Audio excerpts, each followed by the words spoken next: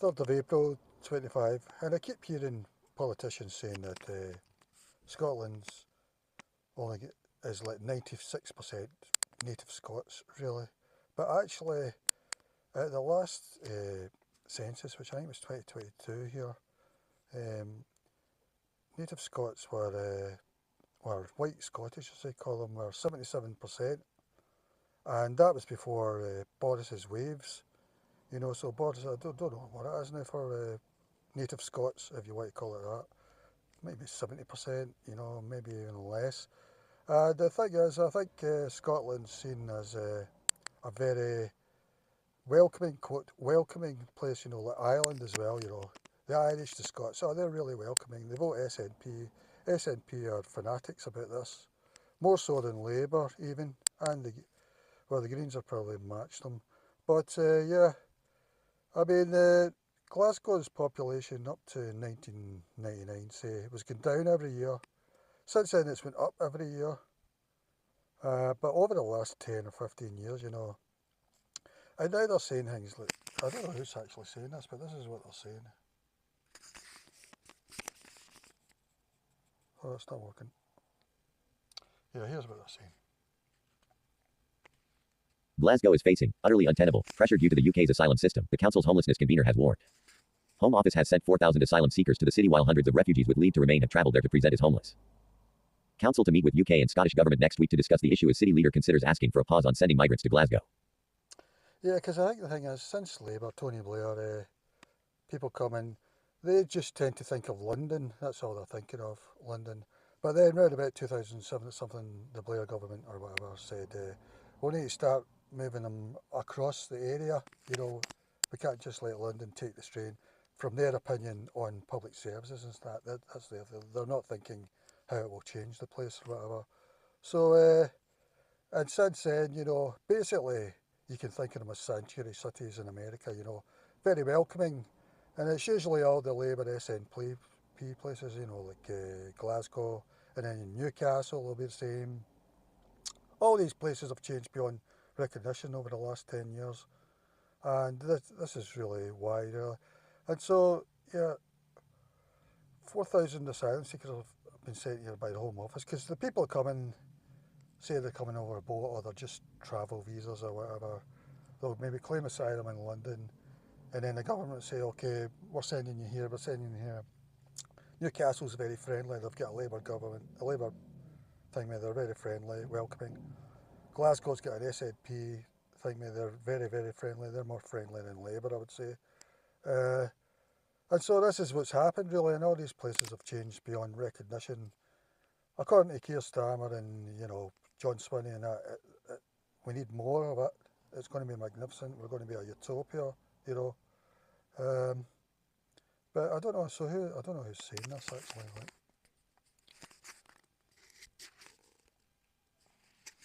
The asylum system is wrecking social cohesion in. Because the city is over-encumbered with migrants both sent to the city by the government and those actively seeking out Scottish hospitality, its council has warned. Scotland's second city. Yeah, Scottish hospitality, because once relatives are here or whatever, and then they hear, you know, through the internet, you know, Scotland and Ireland have got great reputation. So is Wales, actually. They're very welcoming, you know. Their politicians are very hard on the R word. They're always ready to call the Scots, Welsh, Irish that. And also the people, a lot of them are very welcome as well. You know, you've got the SNP marchers who are marching for this, plus they're marching for Robbie Burns. The Robbie Burns fans as well. But Robbie Burns was going to go to Jamaica, something he considered to go to Jamaica. So for some reason he's getting a buy on the statue toppling, you know. I don't know why. I would put him at number 1 in Scotland for the statue toppling. But maybe it's the SNP voters are needed just now. But 2 weeks ago in Springburn, I think it was, North East Glasgow, Reform get 23% or something, you know. And if you go to Springburn now, you don't really know where you are, really. You don't think you're in Scotland or how you imagine it. You know, because Glasgow, I don't know what we're talking about, maybe 20, 30%, maybe 35%. You know, it's changing. It can't be far off to being a majority now. And that's what the SNP and the Greens and Labour want. you know, especially. So do the Tories, but at a slower pace, you know, so. City is the largest dispersal area for asylum seekers in the UK after, with some 3,953 sent to the city by the, while their applications are being considered and 240 others in emergency accommodation. But since February 2024, a further 1,000 people have also come to the city from elsewhere in the UK in order to access. Yeah, so this is, they're hearing that the SNP are really good at this, you know. They're really welcoming about this. Same as Ireland, probably Wales as well, you know, because we've got our own governments. So by word of mouth and relatives, you know, they're hearing that Scotland's, quote, welcoming, very welcoming, including for homelessness and that. So you're getting another 1,000 that are just coming up. It's not even the government that are sending them up.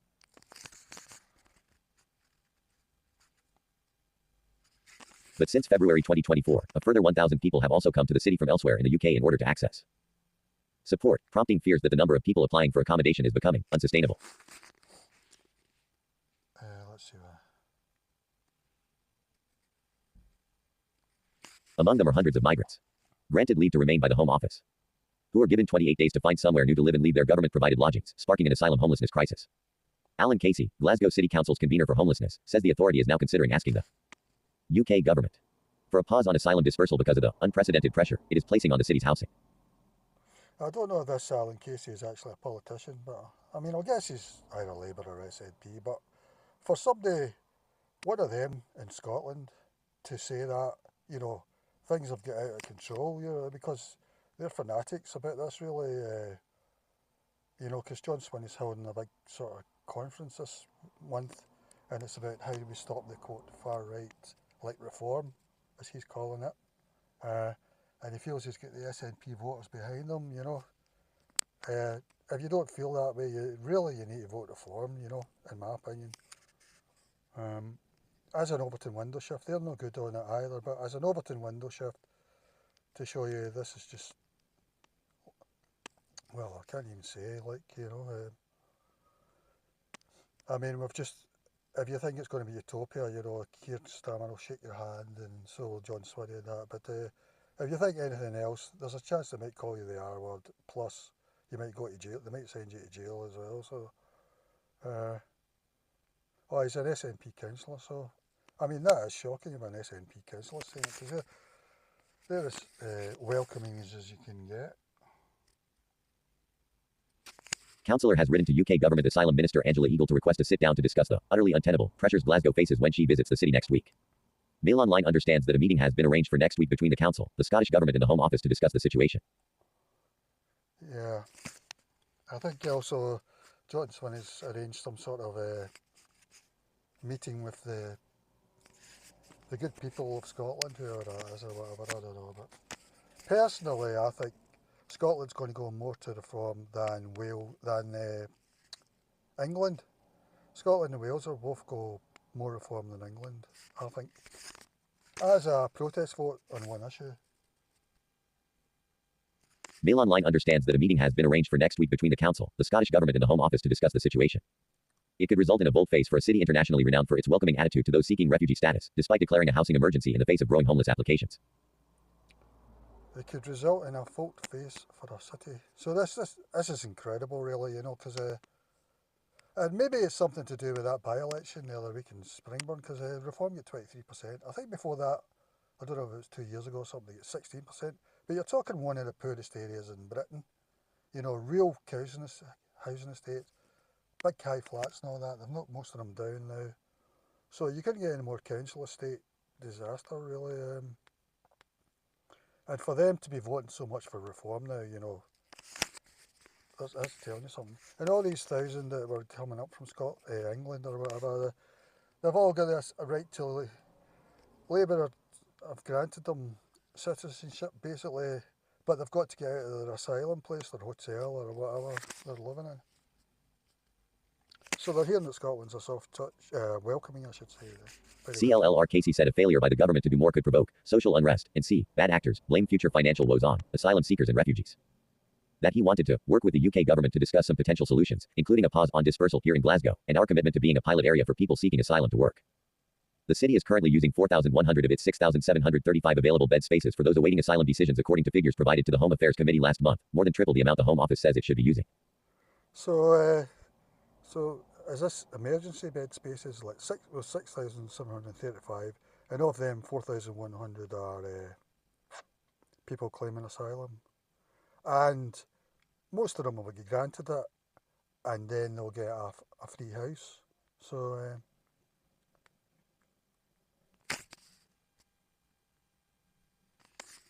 Citing these figures, CLLR Casey's letter to Minister Ms. Eagle warned, "This is putting unprecedented pressure on our housing system. We will continue to believe that asylum dispersal is good for our city, and we have been enriched by it. But the system you are presiding over is damaging social cohesion here, and we want to meet with you to discuss that." But CLLR Thomas Kerr, Reform's sole representative in Glasgow, called the warning shot an empty gesture. So like he's saying it's still good what's happening, but and then he's saying it's bad, but it's still good, Really, anyone voting SNP for Scottish nationalism or the idea of Scotland, forget it. They're actually doing the opposite, I think. So you really need to vote reform as soon as possible. Council by-elections, if you get the chance, vote reform as a protest vote. If you feel that this way, If you feel it's good, then no problem.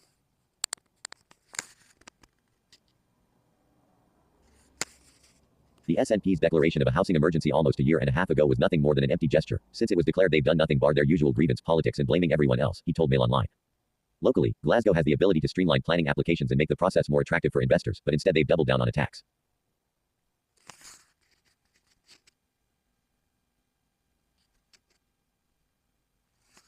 He also hit out at the UK government for failing to tackle small boats crossings. The Home Office has said almost all small boats arrivals seek to claim asylum on arrival to the UK. In all, they made up 32% of total asylum claims last year. So there you go, the people coming over in dinghies, they call them small boats, but they're actually dinghies. I wish people would get that right. Made up 32% of the asylum claims, so only a third, really. All the rest were travel visas, student visas, work visas, any sort of visa probably, and coming over in lorries and all that still. Coming over other ways secretly. CLLR Kerr added, "Glasgow can't keep accepting illegal migrants in the way in which we are. It's unsustainable and creating huge division within our city. Both Labour and the SNP need to urgently get their fingers out and take this problem more seriously before another generation of young people are left abandoned without a place to call their home." So here's the asylum seeker population in Glasgow, 0.77%. That's just the ones waiting. You've got all the ones that have been granted recently, plus all the ones that have been granted legally, which is a bigger thingy. Scotland is 0.66. United Kingdom is 0.45%. So Glasgow and Scotland are fanatics about it, It's SNP and that. England 0.42%. Wales, they're way behind, but I mean they've changed a lot as well. Northern Ireland even. So I don't know when traditional SNP voters are, if they're happy with it, or at some point they're going to change, and when they change it's going to be pretty, I don't know, it's going to be not very nice, I think. And they're going to switch to reform, I think. And here's the asylum applicants compared to similar sized local authorities. Glasgow, 4,193. We're about 550,000 people. Manchester, 1,985, and Manchester's way bigger than Glasgow. That must be 800,000, maybe a million. Bradford, 1,527. Well, that's not really a surprise. Sheffield, 1,240. They're probably 500,000 as well. County Durham, 425. North Yorkshire, 390. Somerset, 297. Look at that, the whole of Somerset. City of Edinburgh, 173. Buckinghamshire, 112. Cornwall, 11. So really, Scotland and Glasgow is seen as a welcoming, very welcoming place, in my opinion. Probably it's seen on the forums and TikTok and that as the most welcoming place in Britain.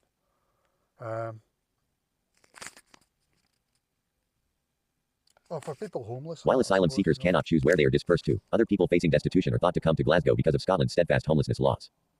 Unlike other parts of the UK, Scottish local authorities are also required by law to treat all homeless presenting individuals as needing a place to stay with priority, regardless of their situation. Those who are granted refugee status are typically given 28 days to leave their temporary accommodation and find a new place to live.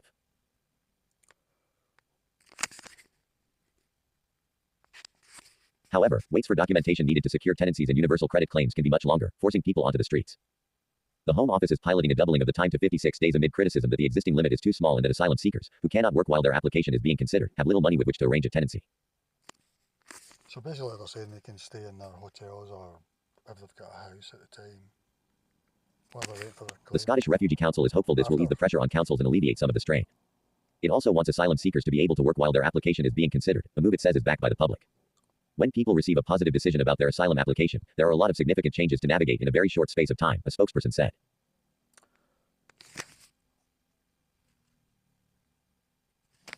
People seeking asylum are not allowed to work to support themselves or their families and, with many are living on as little as £1.25 a day, very few people have savings for a rental deposit or the upfront costs required for moving. All levels of government have a duty to come together and agree a robust response to help the thousands of people affected by homelessness in Glasgow. More than 40% of homelessness applications being processed in Glasgow come from refugee households.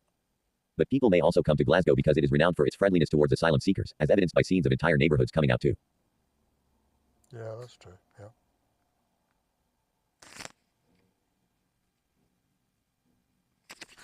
A Glasgow HSCP report published in January noted that people may be fleeing England because of significant hostile behavior towards asylum seekers and refugees, culminating in protests and the targeting of hotels. The report added, whilst Glasgow has always been, and will continue to be, a welcoming city for those fleeing persecution, it is evident that an increase in asylum cases makes it challenging for Glasgow to continue to commit to the national framework in relation to asylum seekers and refugees. The issue is compounded by those who are granted leave to remain then applying for family reunion visas, placing significant strain on the city, which lacks the stock to accommodate larger households. Yeah, I mean, it says here, whilst Glasgow has always been and will continue to be a welcoming city for those fleeing persecution, well, when the traditional SNP voters, if they feel differently, that's not going to be the case. And Springburn, really, the vote 2 weeks ago in the council by-election tells me it's probably not going to be the case. It is evident that an increase in asylum cases make it challenging for Glasgow. And then, because, of course, once these people are given the right to stay or whatever, they then ask for their family to come. So really, everyone always talks about the young men coming across or whatever, although a lot of them aren't just young men, but they're just the sort of anchor. Then they'll bring the family over once Labour and Conservatives make them British on our behalf. Personally, I think long term, at some point there's going to be a total pause at least, or maybe even reversal. Sweden have started, Douglas Carswell says that Sweden started to offer people, if they want to move to their ancestral homeland or where they've come from, they'll give them £26,000 or something like that. He says there's a very, very little take up on it at the moment, but it started that idea, I mean, Sweden was the most welcoming country in Europe, really, until recently. Keep going. It presents an additional issue for the City Council, which is already having to find additional accommodation as the Home Office expedites its asylum assessments process in order to clear the backlog. Official Home Office figures for the year to December 2024 state Glasgow has 4,193 supported asylum seekers living in accommodation, including 240 in emergency lodgings, making up 0.66% of its 630,000 population. That dwarfs the proportion of asylum seekers in similarly sized city councils such as Manchester, 0.34%, Sheffield, 0.22%, and Leeds, 0.4%. So what percentage was Glasgow at? So Glasgow 630,000, I didn't. It used to be about 500,000, so I don't know if this is over the last 20 years. It's just increased year on year. Like I say, since about 1999, it was always going down. Not unless I've added new parts, I don't know. That dwarfed the proportion of asylum seekers in similarly sized city councils such as Manchester, Sheffield and Leeds.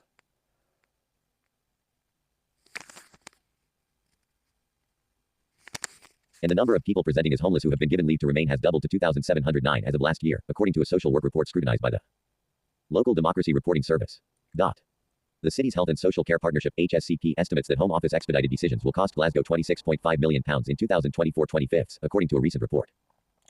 Don't forget, all these newcomers, the SNP want that, so if a councillor is saying we need a deposit, kind of bit. The reasons are partly historical. Glasgow was, until 2022, the only city in Scotland to which the Home Office would disperse asylum seekers. As of now, more than 9 in 10 asylum seekers live in Glasgow. Edinburgh, which has a population of 523,000, is home to just 173 asylum seekers, of which all but 9 are in unsuitable contingency quarters such as hotels or B&Bs. I didn't know that, because if you walk through Edinburgh, you know, it's changed a lot as well. I guess most of them are legal, people that have come legally. So really it's Glasgow that's been the head place. SNP have changed it on our behalf, really. Edinburgh, which has a population of 523,000, is home to just 173 asylum seekers, of which all but 9 are in unsuitable contingency quarters such as hotels or B&Bs, including resettled Ukrainian and Afghan refugees.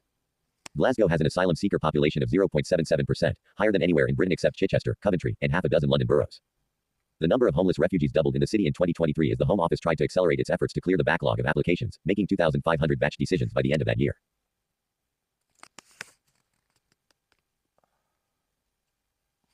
This prompted Glasgow to declare a housing emergency, which remains ongoing.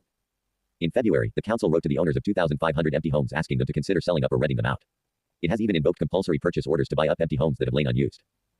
A government spokesperson said, "We have implemented a pilot scheme to double the move-on period, allowing newly recognized refugees 56 days to move on from the point they are served their grant of leave, while also supporting local authorities as this government clears the asylum backlog. There is a clear need for a smooth transition between asylum accommodation and other accommodation for asylum seekers granted leave to remain, which is why we are working to identify and implement efficiencies to support this process and mitigate the risk of homelessness." So, I mean, Glasgow's changed. I would say beyond recognition. Is that a bad thing? Or, I mean, or to feel it's a good thing, that's what SNP, Labour, Greens, and even the Tories and even Reform to an extent are saying, all saying that this is a good thing. It's all about the pace, the change happens.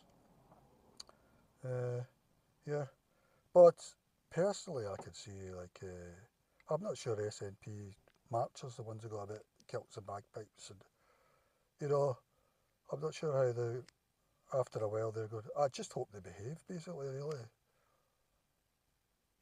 And here's somebody, it's not only Glasgow, it's the whole country, we can't take any more. I mean, people need to stop voting Labour, Tory, Greens. If you feel a bit anxious about this, if you feel it is going to be a utopia, like the Mayor of London says, we need more and more and more. But Glasgow has went fast track like London, really. And the SNP voters, that's what they've been voting for.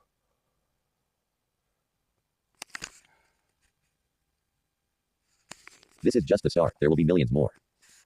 I mean, it doesn't feel as if the public, you know, it's what they're voting for, but it is what they're voting for, really, because we vote for party hampers.